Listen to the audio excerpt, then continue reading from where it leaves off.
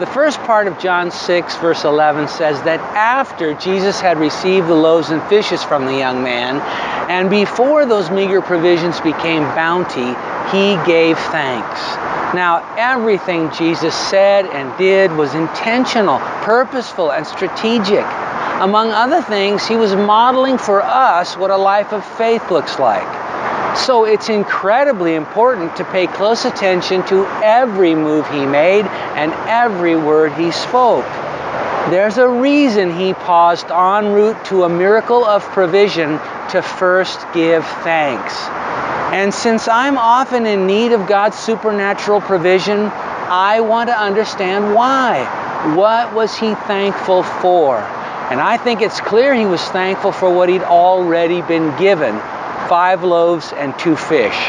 They weren't nearly enough, but Jesus focused on what he'd been given, not on what was still needed. And there's something extremely powerful about that heart posture that opens the door for the Lord's supernatural supply.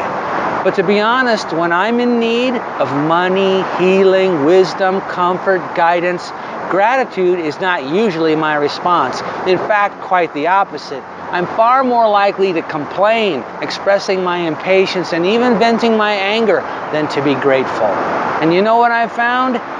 Thanklessness is habit forming, and it poisons my soul, so that when God in his faithfulness does supply my need, I'm more likely to think, well, it's about time, than to fall on my knees with praise for his goodness.